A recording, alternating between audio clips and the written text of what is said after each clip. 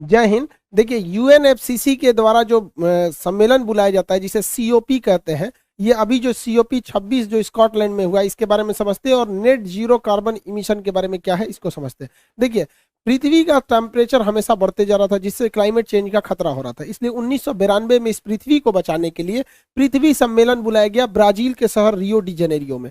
अब इसे रियो सम्मेलन या पृथ्वी सम्मेलन भी कहते हैं 1992। इसका मुख्य उद्देश्य था, इसने एक एजेंडा 21 पारित किया। एजेंडा 21 क्या है? देखिए ये 1992 में हुआ। अब 1992 में इसको टर्म्स को समझिए, जब कभी हम कोई सन लिखते हैं जैसे 1992 लिख रहे हैं, तो ये पहला जो दो अक्षर है ये इस सदी को बताता है जो शताब्दी या जो सेंचुरी बीत चुकी है।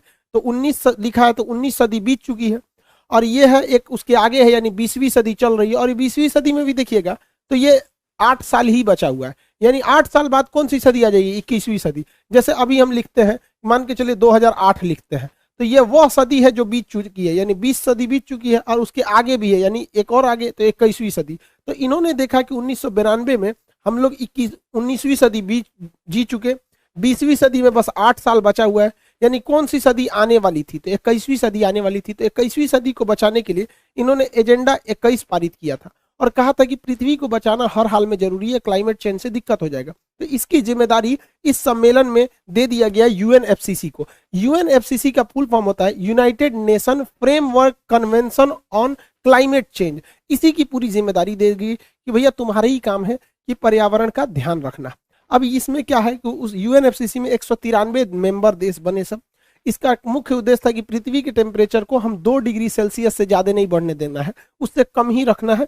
इसमें हर साल बैठक बुलाई जाने लगी। तो ये बैठक बुलाना जरूरी था ताकि इस बात का गहन चिंता और चिंतन किया जा सके कि कितना काम हुआ है। तो इसके सम्मेलन को ही सीओपी बोलते हैं, कॉन्फ्रेंस ऑफ पार्टीज। पार्टीज मतलब कौन कौन देश इसमें शामिल है, तो कॉन्फ्रेंस ऑफ पार्टीज को ही शॉर्टकट में सीओपी कहते हैं।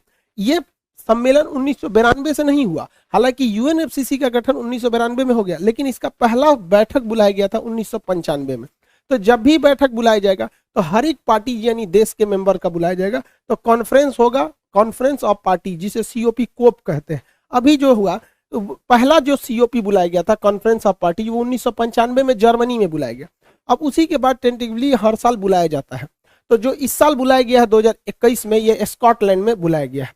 तो देखिएगा उस हिसाब से सीक्वेंस देखेंगे तो ये 26वां बैठक था, इसलिए इसे सीओपी 26 कहते हैं। अगला जब होगा तो उसे सीओपी 27 कहेंगे। तो सीओपी का मतलब होता है कॉन्फ्रेंस ऑफ पार्टीज। अब एग्जाम में आएगा तो आप ये मत सोच लीजिएगा ये किसका हिस्सा है, यूएनएफसीसी का ही एक पार्ट है। ये एक मीटिंग होती है यूएनएफसीसी की ओर से कराया जाता है।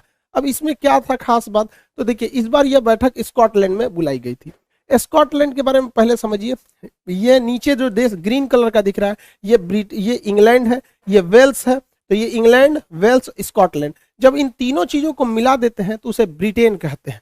यही ब्रिटेन वाले भारत पर शासन किए थे। तो तीनों को मिला देने से बनता है ब्रिटेन। अगर आप इस ब्रिटेन में आयरलैंड का ऊपर का भाग, उत्तरी आयरलैंड भी मिला देते हैं तो बन जाता है यूनाइटेड किंगडम, जिसे शॉर्टकट में यूके कहते हैं। तो हमारे ऊपर यूके वालों ने शासन नहीं किया, हमारे ऊपर ब्रिटेन वालों ने किया। तो ब्रिटेन में भी 3 आएगा, स्कॉटलैंड, इंग्लैंड और वेल्स। ऐसे भी देखें प्रिंस ऑफ वेल्स भारत में आए थे, आगमन हुआ था यहाँ से। तो ये स्कॉटलैंड जो है वो ब्रिटेन का हिस्सा है। तो स्कॉटलैंड में इस बार सम्मेलन हुआ। इस सम्मेलन में तुर्की भाग नहीं लिया, चीन ने नहीं लिया, रूस ने भी भाग नहीं लिया। इस सम्मेलन का मुख्य उद्देश्य जो आकर्षक पॉइंट था वो था नेट जीरो कार्बन इमिशन 2050 तक। 2050 तक कार्बन का नेट जीरो कर देना है। अब इस सम्मेलन सीओपी 26 जो हुआ, यानी 26वीं बैठक, पहली तो 95 में हुई थी 1995 में, 26वीं 2021 में हो रही है। तो इसमें मुख्य उद्देश्य इन्होंने कहा कि पूरी दुनिया को 2050 तक नेट जीरो करना है। नेट जीरो मतलब जितना कार्बन का हम उत्सर्जन करेंगे उतना ही कार्बन को हम सोख लेंगे।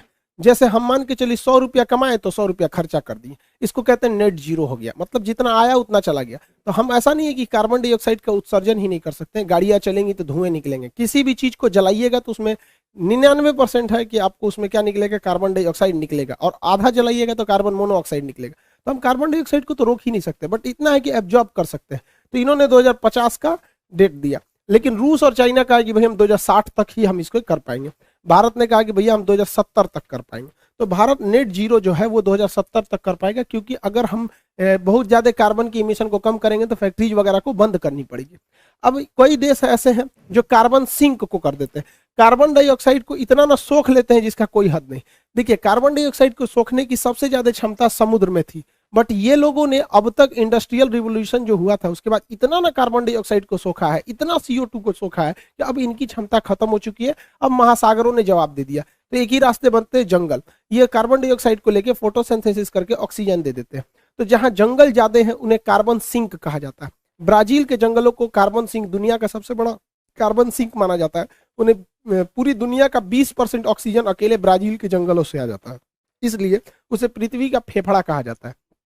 हालांकि कई ऐसे भी देश हैं जहां पर कार्बन का उत्सर्जन बहुत ही कम होता है, इतना कम होता है कि उन्हें हम लोग मतलब कार्बन सिंक में रखते हैं। जैसे 2 देश आते हैं इसमें सबसे प्रमुख, एक यहाँ आता है दक्षिणी अमेरिका के देश सूरीनाम। ये सूरीनाम में कार्बन सिंक बहुत ज्यादा है, यहाँ पे कार्बन का उत्सर्जन एकदम नेट जीरो अभी हो चुके हैं, ये लोग नेट जीरो हो चुके हैं। और यहाँ भारत का पड़ोसी राज्य भूटान की बात करेंगे तो ये नेट जीरो तो है ही है, ये कार्बन निगेटिव है, यानी इसके पास कार्बन जितना उत्सर्जित होता है उससे ज्यादा ही उसको सोख लेता है। और अगल बगल भारत से भी जो CO2 उड़ के जाता है, चाइना से जाता है, नेपाल से जाता है, उसको भी ये सोख लेता है। तो अभी कार्बन डाइऑक्साइड के मामले में सबसे बेहतर देश है भूटान। देखिए, CO2 का सबसे ज्यादा अगर उत्पादन का देखेंगे, उत्सर्जन कौन करता है, तो वो अमेरिका करता है। 27% CO2 वो निकालता है। रीजन क्या है, वहां पे फैक्ट्रीज बहुत ज्यादा है, जितनी फैक्ट्री चलेंगे उसमें से धुआं निकलेगा, CO2 का उत्सर्जन ज्यादा होगा। डोनाल्ड ट्रंप तो कहते कि हम इस CO2 को मतलब कोप सम्मेलन से ही बाहर आ जाएंगे। तो जो बाइडेन बहुत अच्छा है जो इस मैटर पे आया है। चाइना जो है वो 14% सेकेंड नंबर पे है, थर्ड नंबर पे भारत आता है 7% पे।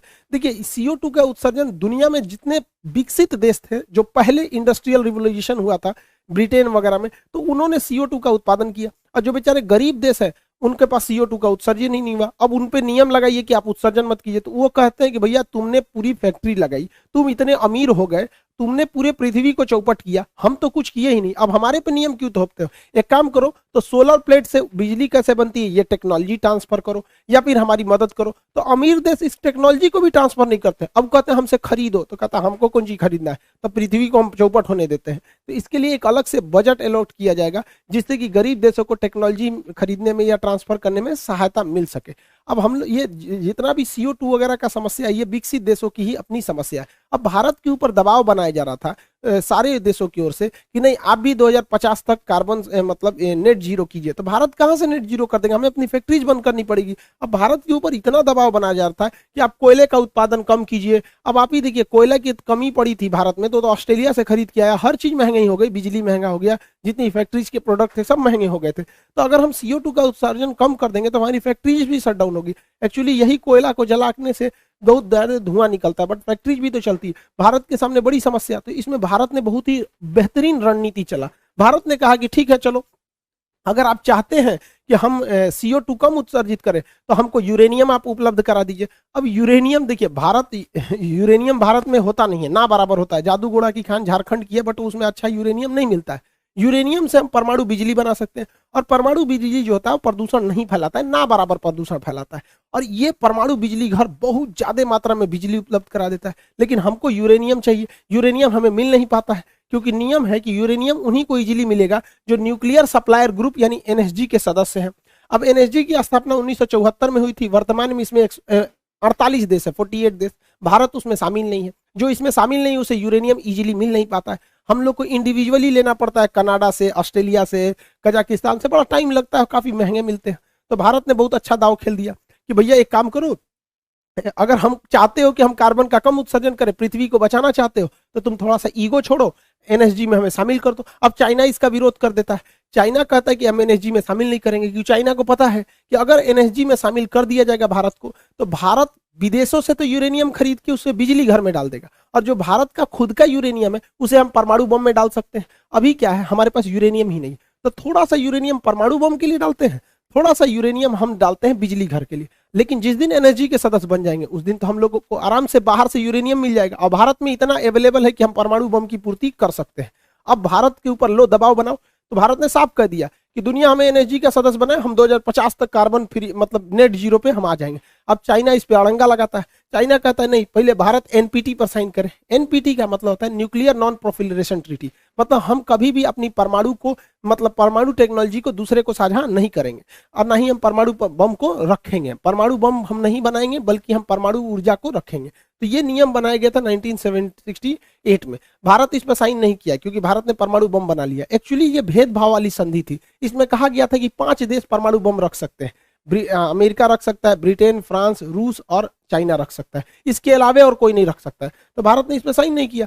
तो चाइना इतना होशियार है, वो कहता है कि ठीक है, अब समझिए, चाइना कहता है कि हम भारत को एनएसजी का सदस्य बनाने के लिए सहमत है, लेकिन भारत एनपीटी पर साइन करे तो भैया हम फंस जाएंगे ना, बिजली के चक्कर में परमाणु बम चल जाएगा हमला।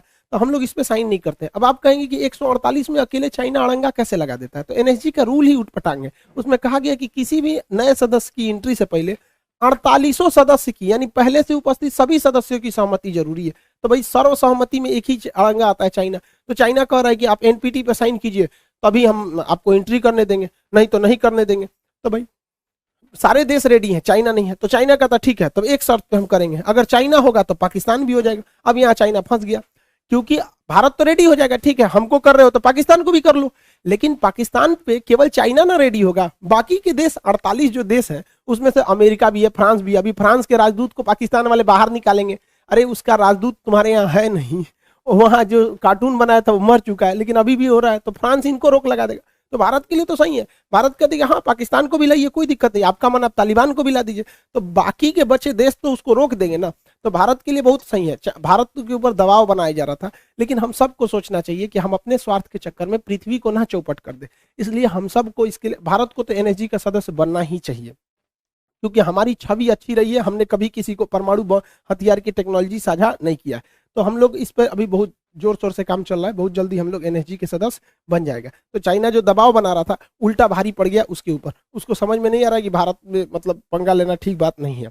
अब एक एग्जाम के एस्पेक्ट से क्वेश्चन जरूरी है, याद रखिएगा।